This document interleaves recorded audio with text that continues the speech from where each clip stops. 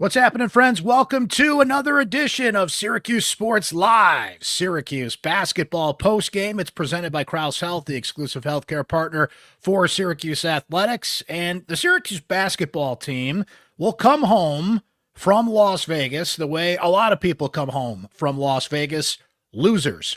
0-3 in Las Vegas against Houston, Kansas, and today rubbing some salt in that wound. They tried to double down on the way out. It was a short turnaround. It was a 10 a.m. tip time locally in Las Vegas. 3 games in 3 days. Don't have your leading scorer. A lot of things working against you, but Iowa State was also playing a third game in 3 days. Iowa State also did not have its leading scorer, and Iowa State won the game 95-64, the final, after 2 closer games in Vegas against Houston and Kansas. An opportunity sprung up, and that's the way this had to be presented. Not ideal. I think there's a lot of commentary out there about how this tournament was run. I think it's a great idea to have a lot of great teams like this in Las Vegas playing during feast week. It's kind of taken the place of the Maui Classic and some other tournaments that have, that play this time of the year. I love the concept of it. I love all the great matchups. The way this tournament was run, they really need to reevaluate it. I hope that the $1 million payout was worth it for Syracuse. Certainly it was, to beef up its NIL schedule. They factored that into the money they spent in NIL. And at the end of the day, you could put $1 million in the coffers to help that out. You're going to do it. This tournament's going to expand to 32 teams next year. You would hope Syracuse is back in it, because there's just not another tournament that has this kind of payout, this kind of attention. There's a lot of good things about it, but man, the way this thing was run, they didn't even go by their own criteria. All of a sudden, Syracuse is playing Iowa State out of nowhere, right? They were thinking, okay, Oregon, San Diego State, because there's no clear criteria for this thing. It's margin of victory and a lot of factors here that my high school calculus teacher couldn't figure out. And then they didn't even follow their own criteria. So that's a whole different topic for a different day. Bottom line was, this was an opportunity. After you played Houston, who is a top 5 Ken Pom team, after you played Kansas, who is a top 15 Ken Pom team, you get Iowa State, who is number 6 in the Ken Pom rankings, coming in. We all know the importance of these non-conference games and the metrics and what they are. While it's not ideal, the situation they were put in, Iowa State was in the exact same circumstances, and they blew Syracuse's doors off. So we'll get into the game and the circumstance of the game, what happened particularly in the second half here in a minute. But guys, this is an indictment on Adrian Autry as a head coach. This whole season was going to be that. That was the big question mark coming in. What we've seen through 7 games, even in 3 losses. Think of the feeling you had Monday night. Syracuse goes out there against Houston, a national championship game participant last year. Calvin Sampson has won 30 games 4 times in the last 5 years. I don't have to give you Houston's resume. They're a current blue blood. They're not a historic blue blood in the likes of Kansas, who you played on Tuesday night in North Carolina, and those type of programs. But recently they have been one of the best programs in the country, and you ran with them. You pushed them to overtime, but free throws cost you that game. Tuesday night, Kansas, a game that Syracuse was stuck in the mud offensively. They took a lot of bad shots, which again points to coaching, as we'll get to here in a minute. But you're in the game. You're not embarrassed by that game. You could say that you gave Kansas a little bit of a push. They just couldn't get over the hump in that game. And then Iowa State, okay, this is not a program that is coached by a Hall of Famer. Bill Self is a Hall of Famer. Calvin Sampson is a future Hall of Famer. But I'll tell you what, they've got a great coach. They have got a great coach in TJ Otzelberger, who in 4 years has taken Iowa State to the NCAA tournament 4 times, right? So what is happening here is Syracuse is coming into these games against teams they're trying to punch up on. And this was in a city that has had so many great heavyweight title fights. The opportunity to bank even one win. And think how things could be different. To be fair, if you do knock off Houston, the momentum and the confidence and all those things we can't define in sports would be a lot different on day 2. And at the very least, you'd have that win in your back pocket. It takes so much pressure off of you the next night. That's sports. That's how these things work, okay? To be fair, that could have been the case. But what is happening here, and I was keeping a close eye on this in these 3 days, Syracuse is going to come into these games at a disadvantage coaching-wise. They are coming into these games at a disadvantage coaching-wise. they have a better roster. What we have seen in 7 games, this is clearly a tournament level roster. There's enough talent on this team to make the NCAA tournament. The biggest question of the year now gets 2 steps back, maybe 3, however deep you want to dig the hole. That they don't have the coach that can outwit and out-execute and out-strategize good coaches, great coaches in some cases, Hall of Famers. They just don't have that right now. So you got Tennessee coming to the Dome on December 2nd. That is unequivocally a must-win game. That is your last quad 1 opportunity against a non-conference team. It will be one of your few quad 1 opportunities left. We'll see what develops there in the ACC schedule, certainly. But the way they structured this non-conference schedule, you got a whole lot of cupcakes, and you had a day of 3 solid meals in Las Vegas, a city with a lot of great restaurants. And they went 0-3. They went bust. And I know some of the metrics will help out and strength of schedule and look who you played, and that's all well and good. Even in an era where wins don't seem to matter in the college football playoff discussion, even in this tournament, was it Tennessee, who Syracuse is going to play, didn't even get into the title game, even though head-to-head things look like they should have been? Like, just put them in brackets. Keep it simple. Fans like brackets. They can follow brackets. They can understand who won, who lost. But we have gotten so deep into analytics and metrics and strength of schedule where losses are being rewarded more than wins. And that's a whole different topic for a different day here. But that was a flaw in this schedule. Regardless, right? Syracuse is not going to be rewarded for these 3 losses.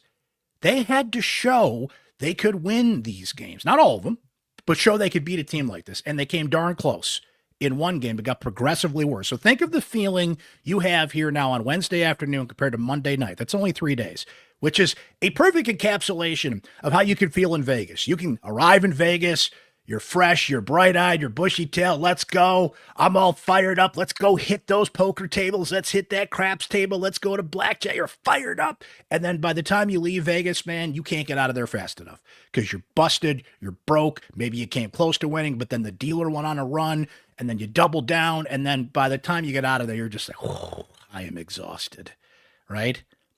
That is a perfect encapsulation of what happened to Syracuse basketball. Looked great, making a run at the table, almost took down the dealer Monday night, Wednesday. They're at a disadvantage. Syracuse went into, so let's get back to this game. They went into halftime 35-34. And I know it's a 3rd game in 3 days, but listen, if you're going to put out all these social media videos about, you're lifting weights and they've got this new strength and conditioning coach, I think is great. I think it was a needed change. I think Autry needs to be applauded for that. They made some changes on that staff in the offseason from some people that were there a long time. Could not have been easy decisions to make, but had to be. Strength and conditioning had to get better. A number of things had to get better. But man, if you're going to tout that and you're going to send out all these social media videos, look at us, we're lifting weights and we're running in the Dome at 10 o'clock at night. That's what this was for. A 3rd game in 3 days. Who's tougher, right?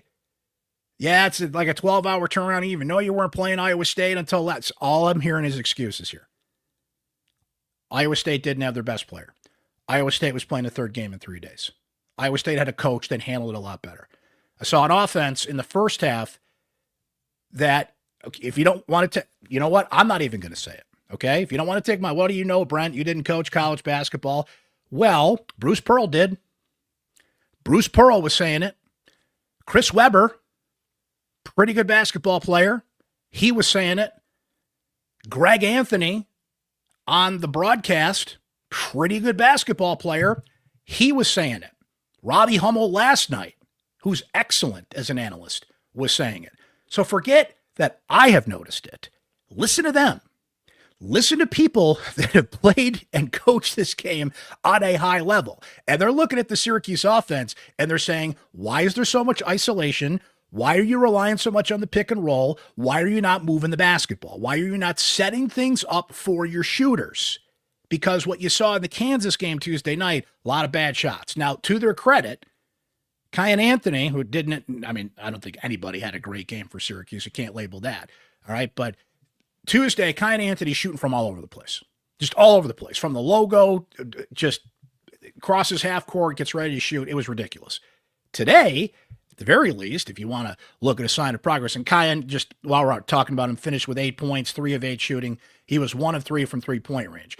And the best thing you can say about those three-point attempts that he took, they were right on the line. Okay, so that's coaching. I'll give you credit there. Somebody got in his ear and said, don't be taking these. Maybe it was his dad. I don't know. So at least he's getting closer to the three-point line. But the offense overall, I don't know why they're so married to this isolation, pick and roll. Everybody's standing around, right? When it works, it hides those flaws. But when it gets exposed like this, and now you're adding the fatigue and you're tired, it looks worse. But Syracuse fans have been frustrated with this for years. It goes back to the Boeheim years, why they can't run an offense. This is a coaching disadvantage because I know this sounds ironic after they lost the game 95-64, but this is a better defensive team. They play hard on defense. That is a credit to this coaching staff. The emphasis they put on defense, the players have said it. I think they spent the first 5 weeks of offseason programs exclusively on defense. Kyan Anthony, speaking of which, I had a clip from him we played on one of the postgame shows recently. He's like, there were times, and I'm paraphrasing what he said, but he said, Coach, can we get the ball and play some offense? They are a better defensive team. Today is not an example of that because they just hit the wall in this game. So that's good because good defense creates opportunities on offense. It creates turnovers, and if you're a good defensive team, that's a good strategy in the sense that, you got to show up against Syracuse. Red talks a lot about this level 5 effort they got to put out there. And he talks about dips, and he talks, he doesn't talk about basketball strategy, like real hardcore X's and O's. How many times do you walk away from these press conferences thinking, I got smarter as a basketball coach or a basketball fan, pardon me, or you're watching, you're like, oh man, look at that. You just don't, because they just play, right? It's freestyle. And look, to be fair, these players like it. That's why they came to Syracuse, because they know they're going to get an opportunity to be ISO'd out and do this, right? Which brings me to Nathan George. Nathan George had 3 opportunities as the leading, remember, from the ACC, leading assist guy in the ACC last year, 6.5 assists per game. Noticeable upgrade over Jaquan Carlos. No offense to Carlos, but I'm sorry, he's just a better player all around. He has his moments, but I don't think he grades out well here, okay? I don't know what the PFF grade equivalent is in college basketball, but he does not grade out well in his 3 days. 6 assists, 7 turnovers in this game. There were so many lazy passes in this game. You need your point guard to step up. I wrote a column it is up on syracuse.com now. And the premise and the question of the column was, who's the man? Donnie Freeman's out. Your leading scorer's not there. He's not available. They have to do everything possible to make him available for the Tennessee game. If he pulls a Walt Frazier and only plays that game, and then you shut him down for the rest of the non-conference run till they get to the ACC, I'm all for it, because you're going to need Donnie Freeman to beat Tennessee, and I'm not forcing him out there if he's not healthy. Don't take me the wrong way here. But if he can go, if a medical professional's like, yeah, you can go, he needs to play in that game. They need to do everything possible to make him available for that game. I just don't want to hear the excuse that you didn't have your best player, right? But here's the thing. Kansas did not have their best player. Iowa State did not have their best player. Found a way. Someone stepped up. Who stepped up for Syracuse in the last 2 days with their leading scorer out? I'll wait. That's right. They didn't have anybody step up to the level you needed to. There were moments from guys. There were moments from everybody. But no one took that baton and said, that's me. The natural person you go to there is J.J. Starling. J.J. had his moments, but when J.J. is an enigma at the free throw line, and hey, guess what? Free throws really weren't a problem. Free throws didn't really matter. I shouldn't say that. Uncle Brent should never say that, but they were not the issue in this game. They were 12 of 19 overall at the free throw line. Not great, but if Syracuse is shooting 63% based on the fact they shot 41% against Houston the other night, that's good when free throws are not an issue, but it's a blowout. At halftime, it's 35-34. Iowa State comes out and beats Syracuse in the second half 60-30. Guys, this is coaching. This is coaching. Coaches have to dig down and find a way to get their team through these scenarios when they're tired, right? When you give a lot of freedom to your players, and this is mostly on offense, it will backfire on you when you really need to dig down and substitute better and run plays and put out a cognizant offense and like all these things that are lacking under Autry right now. He can fix it. He can improve here. Look, everybody knows the pressure he's under to play meaningful games in March.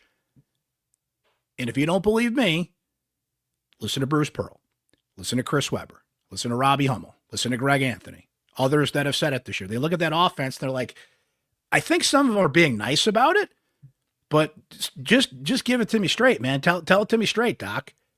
What you're seeing is talent does not equate strategy. More talent out there, but what kind of strategy are you running for this team, right? So George struggled at point guard. He did not step up to be the man in Donnie Freeman's absence. Starling at his moments.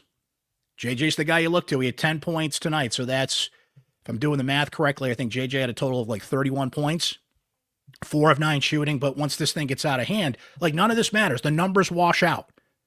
Sadiq White had 14 points. Good for him. He's been starting as they're trying to complement between him and Betsy to make up for Donnie Freeman being out. Syracuse had, 8 of 28 shooting threes in this game. I mean, just look at the second half numbers, right? Let me go to, give me a second here, guys. Let me go to Iowa State. Let's see, Iowa State second half, all right? Let's look at it here. Give me one sec here, guys. So Iowa State second half, 22 of 31. That's 71%. 6 of 11 from three-point range, 10 of 15 at the free throw line. 22 of 31. That's a team that, dare I say, gave up. That's a team that just got broken.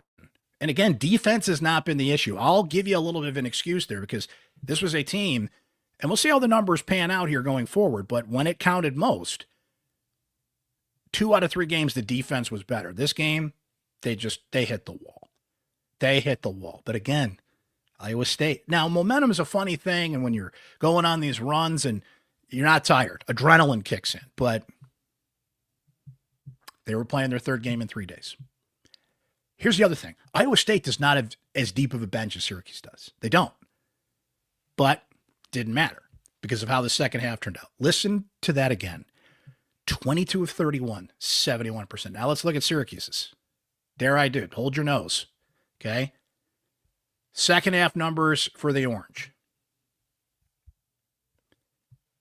10 of 26, 38%. They did not hit a three-pointer, 0 of 9 in the second half of this game. So let's go back to the full game box score. In the paint, 52-28 edge for Iowa State. Again, this is a sign of good coaching. When you can get touches in the paint, when you can move the ball both inside and out. Syracuse does not have the size of other teams, but they have guys that can work in the paint. Understand Donnie Freeman's not there, but you got to figure it out. That's coaching. How do I adjust? Now, Betsy's dealing with an ankle situation, but he's playing, right? Why can't they get the ball in the paint? Because they don't have the offense to do it. They have guys that clear out and they drive into the paint, but that's easy to defend after a while, right? William Kyle finds a way. Man, I want to give William Kyle that designation as, air quotes, the man, because he just makes things happen. He makes things happen on defense. He's a spark offensively, but we're back to free throws, right? Like you can't put the ball in his hands. Not that existed in this game, in critical situations, because guess what? You can't go to the free throw line. So you see what I'm getting at here? When you're at a disadvantage like this, points off turnovers, Iowa State 30-11. Syracuse had 19 turnovers in this game. Turnovers have not been an issue. They had 2 turnovers against Kansas. They only had 13 against Houston. And I say only 13 because if you play Houston and you only have 13 turnovers, that's a win, right? But that was a result of what I said. Lazy passes and this team just packing it in. Just packing it in. Got their doors blown off in the second half, right?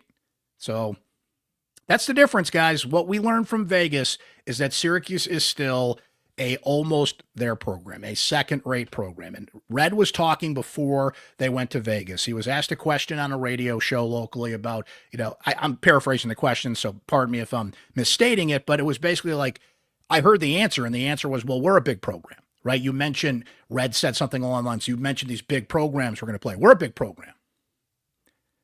You're not. You are historically, but this was your chance to prove that you are someone that deserves to be back in that conversation. And you went 0-3, gave Houston a run. Kansas, had to shoot better. This game, though, Iowa State, hey, you got a reprieve. This can happen in Vegas. You can be down on your luck. You can have a good hand. Maybe somebody flips you a chip like, hey, man, play this chip for me. I'm done. And you play it. You get a little momentum, but boy, do they get smacked in the face after that. This was a reprieve today. Iowa State was a chance. Okay, not ideal, not how I draw it up. You got another chance against a top 10 KenPom team, another quad one chance. And you got your doors blasted. So you have one more. So here's the thing. Even less of an excuse against Tennessee because you'll be home. Number one, you'll be rested. Number two, you saw Tennessee twice. They were in Vegas with you. And I know Syracuse is obviously worried about their team and their short turnarounds on games, but I'm sure, I hope you were doing some scouting on that team in person, which is a lot different than watching tape, right? No excuses against Tennessee. If you just go out there and lose and look second rate and everything that we're talking about, we're back to square one here. And it all falls on the coach. It all falls on the coach. That's where we're at. He had a chance to change that perception in Las Vegas. That was the biggest thing I was looking for. It did not happen. If anything, he dug the hole a little deeper. Huge matchup with Tennessee coming up. Huge. Big, huge. Can't emphasize it enough. Because no matter what Syracuse does in ACC play, and they're free to prove me wrong and go make a run in the ACC and make this irrelevant, but the committee is going to grab that red pen and they're going to circle those 4 games. Houston, Kansas, Iowa State, Tennessee. Say, what happened there? Well, we gave it the old college try. No, you got to win. Again, even in an era where it feels like, are wins important? I don't know. Look at my metrics. Wins were important here. They were important here. Let's go to our Syracuse Sports Insiders because you guys are awesome. You've been awesome all week. Busy run of post-game shows, both football and basketball. Lots of news happening. We've been in touch with you guys, and you have been asking great questions and firing off great comments. And being a Syracuse Sports Insider gives you the chance to text directly with me anytime, including Randy H., who says this. So now you pretty much have to beat Tennessee next week. These 3 days turned into a big buzzkill. From Eugene, who says, an embarrassing effort. This team has the talent. Coaching staff not up to the task. I'm going to keep saying it, Brent. We have no identity. The identity is the zone, and they need to commit to it. It's my guy Eugene in Hawaii. Brian C. says Syracuse is not good offensively. Their offense, either they can't execute it against good defenses, or they need to improve it with more motion and more passing. And frankly, I don't know. I got cut off there, but it's Brian added, I don't know if Red's the guy to do that. Matt S. says, it's almost like they played the Houston game as a win or bust. Put it all on the line. All the chips in the middle of the table. I added that one, Matty. And it didn't work out, and they got 2 terribly played games. Q Zone says, Autry's just not the coach for this program. I don't know how many more years we need for them to wake up and make a real hire. Sean M. says, I like that Luke Fennell got in there. Got to see more of him. He had good vision, can clearly shoot. Defensively, I think he's still learning. Yeah, he's getting used to the speed of the game, too. Hence why Red doesn't play him for a ton of minutes, but like that he got out there. Lacey says, I was just thinking that I'm really impressed with their ability to keep up after 3 days in a row of playing top-ranked teams, and then the last couple of minutes happened. That she texted that during the game when Iowa State went on one of their many 14-2, 15-1, 12-2. Like, they went on like 7 different big runs in this game. Regardless of the outcome, though, Brent, these 3 games, this team is definitely more put together and prepared than last year's was. No, they're not. I got to disagree with you, Lisa. They are not better prepared. They are better talent-wise, but they're not better prepared. We saw that in this game, right? We saw it. Houston, they had a plan. They maybe put all their eggs into that basket. I'll grant you that. But You really learn about coaching staffs in these moments. Short turnarounds, unideal circumstances, tired team. Like, oh, that's when you'll learn if you got a coach. That's when you learn if you got a coach. Chris K says, I turned the game off. I've seen this movie too many times over the years. Same old Syracuse. It just doesn't change. And we're going to end with a poem from the texters. Shout out to my guy, Mike D, who put on his thinking cap here, and he wrote an ode to Brent. In crunch time, the crowd holds its breath. 1 point can mean life or death. The rim awaits, the ball must glide. No second chance, no place to hide. Syracuse dreams of March's roar, but missed free throws slam the door. Practice hard, make every splatter, because in hoops, free throws matter. Right here, Mike. Right here. That's deep, bro. Now you got to make this a regular thing. You see what you did now?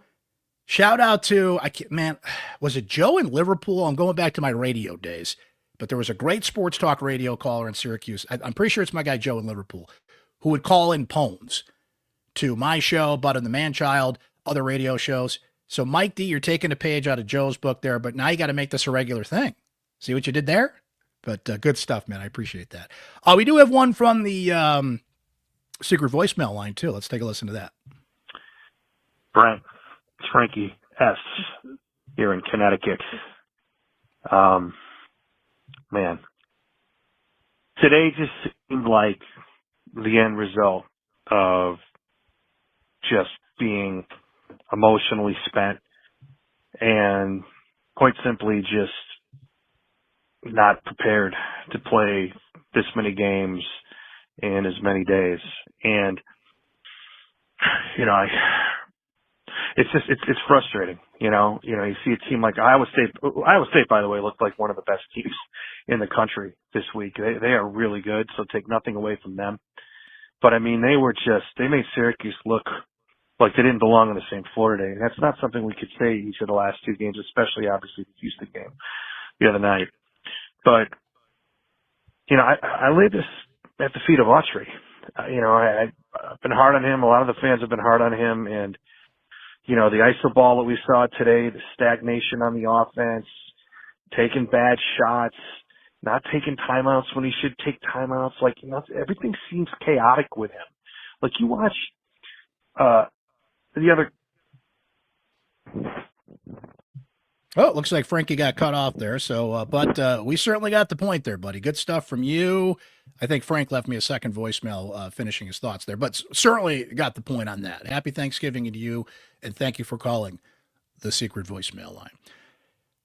Speaking of which, thanks to you. I'm thankful for you. I am so thankful for the watchers of this podcast, the listeners of this podcast, our Syracuse Sports Insiders for their amazing insight. Truly, guys, just the daily interactions we have. I got people writing poetry, the free throws matter, just being there to hear you out about your concerns with Syracuse football and basketball, just shooting the breeze, talking SU sports.